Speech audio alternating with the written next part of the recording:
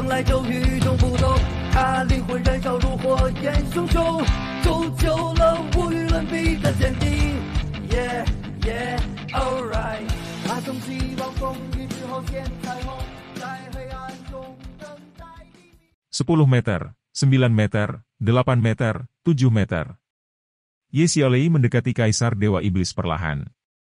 Seolah-olah dia takut membuatnya takut, Kaisar Dewa Iblis hanya berdiri di tempatnya dengan tangan kanannya terulur, menunggunya dengan tenang. 5 meter. Hanya 5 meter memisahkan mereka sekarang. Jika Ye Xiaolei mengambil 2 langkah lebih jauh, Kaisar Dewa Iblis akan dapat menghubunginya. Saat ini, dia tampak lebih kehilangan dari sebelumnya, seolah-olah dia tidak bisa melihat apa yang ada di hadapannya. Mungkin dia bahkan telah memasuki kondisi kesadaran yang berbeda. Dia maju selangkah lagi dan jarak mereka semakin dekat. Kegembiraan sudah mulai muncul di kedalaman mata Kaisar Dewa Iblis. Pada kultivasinya, keinginannya sangat sedikit, tetapi menjadi dewa sejati adalah tujuan terbesarnya. Itu bahkan akan memungkinkan dia untuk membebaskan diri dari rasa sakit karena serangan balasan dari dewa. Akibatnya, emosinya yang sebenarnya muncul di matanya. Namun, pada saat itulah jantung Kaisar Dewa Iblis berdetak kencang. Secara naluriah, dia melangkah maju dan meraih Ye Xiaolei dengan tangan kanannya. Itu juga dalam contoh bahwa tatapan hilang Ye Xiaolei tiba-tiba menjadi jelas. Itu dipenuhi dengan kebencian yang mendalam. Sosok putih transparan muncul di depan Ye Xiaolei tanpa peringatan apapun. Dia bahkan memiliki aura kehidupan khusus Ye Xiaolei.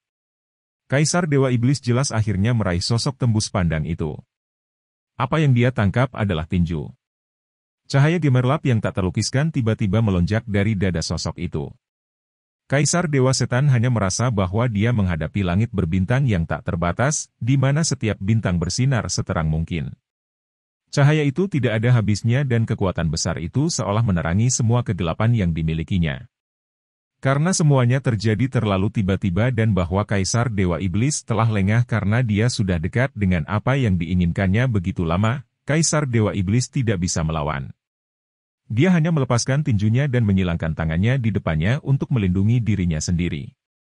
Cahaya putih yang kuat bersinar, membentuk bola cahaya putih besar di antara sosok itu dan Kaisar Dewa Iblis. Prasasti ungu mengalir di atas lengan Kaisar Dewa Iblis yang disilangkan dan kegelapan murni tidak menghasilkan sama sekali. Itu benar-benar memblokir serangan dari cahaya keabadian sepenuhnya. Karena tidak ada jalan ke depan, cahaya putih hanya bisa melonjak ke atas. Itu melesat lurus ke atas dan pada dasarnya menabrak segel Kaisar Dewa Iblis dengan segera. Dengan ledakan besar, itu dengan cepat menyebar keluar di bawah segel. Bahkan dengan kekuatan besar Kaisar Dewa Iblis, sebagian besar segelnya benar-benar retak. Retakan menyebar dengan cepat dan sepertinya bisa runtuh kapan saja. Sekarang, Kaisar Dewa Iblis bisa melihat sosok putih dengan jelas. Dia adalah seorang pria yang ditutupi baju besi putih transparan. Dia mengenakan mahkota di kepalanya dan wajahnya tertutup topeng. Aura yang kuat benar-benar menekannya ke titik di mana rasa dingin menjalari tulang punggungnya. Aspek yang paling menakutkan adalah domain lawannya. Kaisar Dewa Iblis telah mengembangkan kekuatan kegelapannya secara ekstrim, tidak hanya murni dan luas, ia memiliki tekanan yang tak tertandingi. Namun, melawan cahaya putih, kegelapannya gagal mendapatkan keuntungan sama sekali. Itu sebenarnya tampak sedikit terkejut. Jelas, ini adalah perbedaan antara level domain mereka. Mata Demon God Emperor dipenuhi dengan keterkejutan. Sebelumnya aku jelas seorang manusia. Namun, sejak kapan manusia memiliki pembangkit tenaga listrik seperti ini? Bahkan Kapten Pembunuh Dewa Iblis, Chen Xidian, tidak sekuat orang ini. Dengan pedang tembus pandang besar yang ditempatkan horizontal di antara mereka, sinar matahari tiba-tiba tampak redup. Siang seolah tergantikan oleh malam. Demon God Emperor, kita bertemu lagi. Mungkin saat kita bertemu lagi adalah saat kita memutuskan pemenangnya. Sebuah suara yang jelas dan familiar terdengar. Kaisar Dewa Iblis bergidik tidak percaya. Dia bahkan lupa menyerang. Anda? Kaisar Dewa Iblis menatap ahli manusia tepat di hadapannya dengan sangat terkejut. Bahkan beberapa keheranan muncul di matanya. Dia bahkan tersandung kembali secara naluriah. Bukankah orang yang tiba-tiba muncul di hadapan Ye Xiaolei dan menariknya kembali dari kegelapan adalah orang yang memiliki tahta keabadian dan penciptaan surgawi, ketua pertama Persatuan Kuil dan Ksatria Keagungan dan Kepemimpinan Surgawi, Long Haon?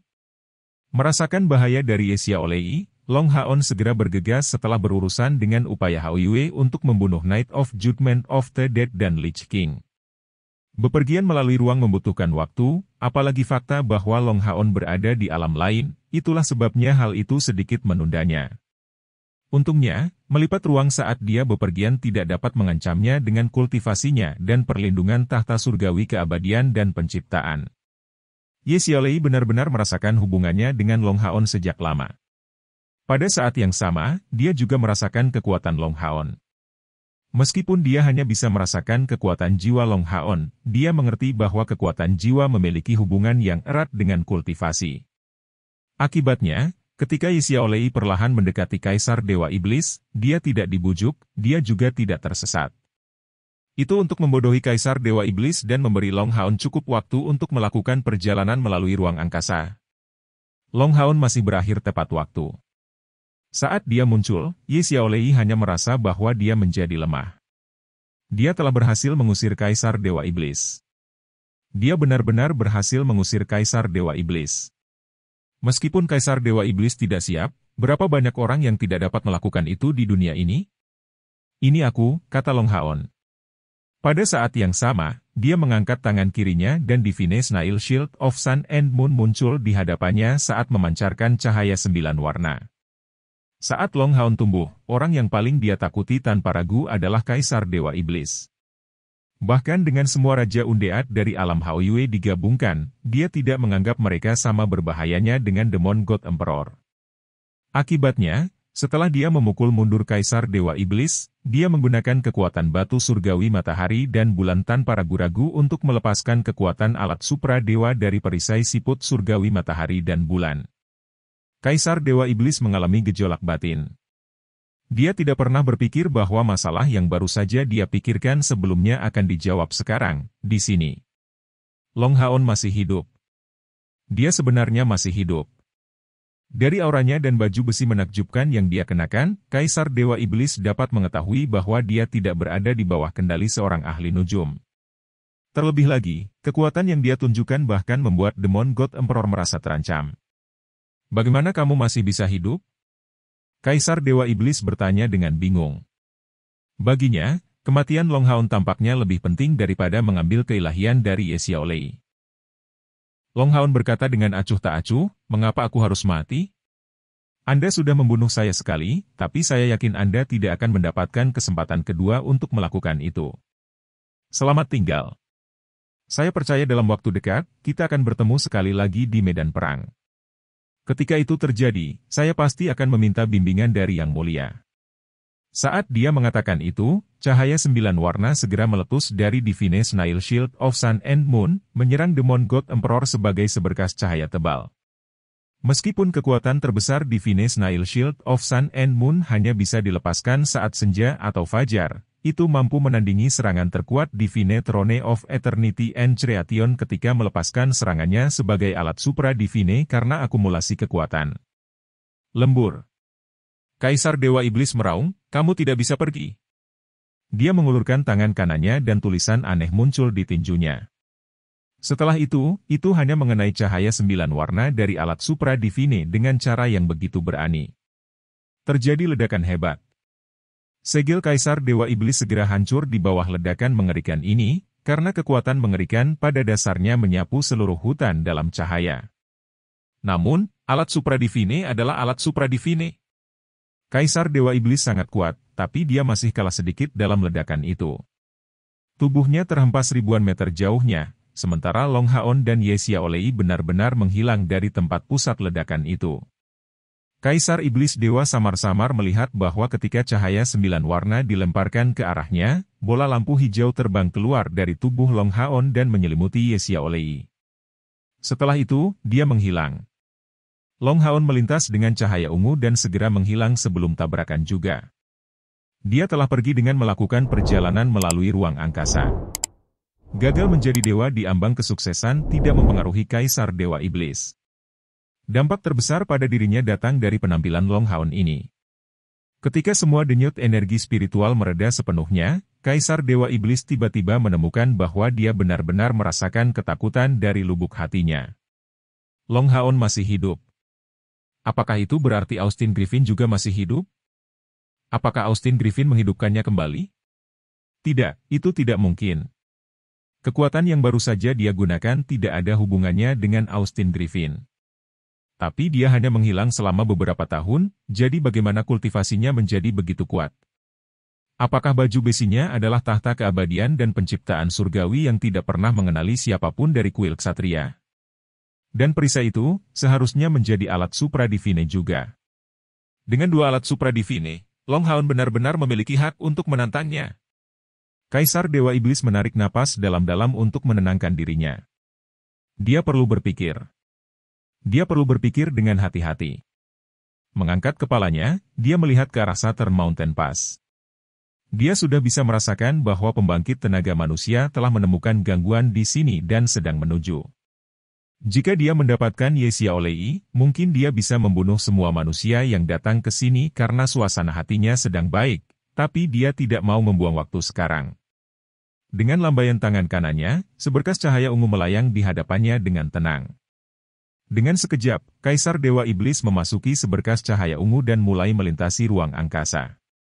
Dibandingkan dengan kepanikan yang dirasakan Kaisar Dewa Iblis, Ye Xiaolei saat ini mengalami sesuatu yang sama sekali berbeda, karena dia terkejut menemukan bahwa dia benar-benar datang ke tempat yang mirip dengan surga ilusi, sebuah dunia yang tidak pucat jika dibandingkan dalam hal daya hidup. Rumputan membentuk karpet hijau di tanah saat pepohonan berdiri seperti hutan.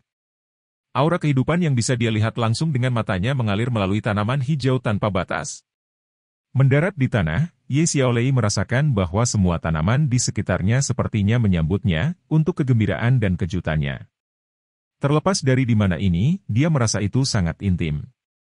Aura alam memungkinkan dia untuk menjadi bagian dari itu segera. Sebagai dewa yang ditinggalkan Dewi Alam di dunia manusia, dia pada dasarnya adalah bagian dari Sang Dewi. Meskipun ini adalah tempat yang berbeda, aura kehidupan tetap sama. Selamat datang di dunia Easton, gadis kecil yang lucu. Sebuah suara kasar terdengar. Setelah itu, sosok hijau muncul dari seberkas cahaya hijau, tersenyum padanya. Sosok hijau itu sebenarnya setinggi Ye Xiaolei. Ye Xiaolei bisa merasakan kekuatannya dan dia juga bisa merasakan aura kehidupan yang padat darinya. Dunia Easton? Apakah ini dunia lain? Ye Xiaolei bertanya dengan heran. Apakah ini alam yang sepenuhnya milik alam? Raja Easton mengangguk, kamu bisa menyebutnya alam lain. Aku sangat menyukai auramu. Ini sangat mirip dengan aura tuanku. Ini jauh lebih lemah, tapi lihat, semua yang ada di sini sangat menyukaimu. Saya Raja Easton, penguasa tempat ini. Anda dipersilakan untuk tinggal. Raja Easton benar. Anda dipersilakan untuk tinggal. Dengan sekejap, Long Haon muncul di samping Ye Xiaolei setelah melepas armornya. Dia menatapnya dengan lembut. Ye Xiaolei menatap Raja Easton, sebelum melihat Long Haon, di mana ini? Long Haon berkata, ini adalah alam keabadian di dalam tahta surgawi keabadian dan penciptaan. Itu bisa disebut dunia Easton. Hanya ada aura alam dan kehidupan di sini. Saya pikir Anda akan menyukainya, kan? Ye Xiaolei mengangkat kepalanya untuk melihat Long Haon. Dia berkata dengan lembut, terima kasih telah menyelamatkanku. Long Haon tersenyum, kamu tidak perlu berterima kasih padaku. Seharusnya aku yang berterima kasih padamu. Jika bukan karena bantuanmu, setidaknya aku sudah mati 2 kali. Entah itu saat cair dikepung saat dia terbangun atau saat aku dibunuh oleh Kaisar Dewa Iblis, itu semua karena bantuanmu kami berhasil bertahan. Khususnya dengan waktu yang terakhir, jika bukan karena bimbingan Anda, Cair mungkin tidak akan bisa mendapatkan menara keabadian untuk meminta Elus untuk menghidupkan kembali saya. Di masa lalu, ketika Long Haon bertemu dengan Ye Xiaolei di Illusory Paradise, aura ahli nujumnya menghadapi tingkat penolakan tertentu dari Ye Xiaolei. Namun, bagaimanapun juga, dia adalah Scion of Light, jadi Ye Xiaolei masih membuat perjanjian dengannya. Fakta ini disebut gotong royong. Perjanjian tersebut memungkinkan mereka untuk merasakan aura satu sama lain. Jika salah satu dari mereka dalam bahaya, yang lain bisa membantu mereka. Dalam 2 kali terakhir bahwa Ye Xiaolei telah membantu Long Haon, itu untuk menyembuhkan dia dan menstabilkan luka-lukanya, karena dia tidak mahir dalam pertempuran. Sekarang Long Haon akhirnya membalas budi ketika Ye Xiaolei menghadapi bahaya terbesar. Dia juga membawanya ke tempat yang aman. Ada noda kesedihan di mata Ye Xiaolei.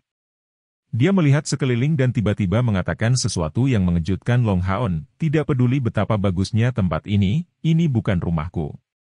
Saya tidak termasuk dalam ranah ini. Long Haon, saya ingin menjadi kompor spiritual Anda. Demikian cerita Donghua berjudul Throne of Soul untuk hari ini. Sampai jumpa besok. Untuk membuat Bejo semakin semangat, jangan lupa subscribe, like, dan bagikan alur cerita video ini. B.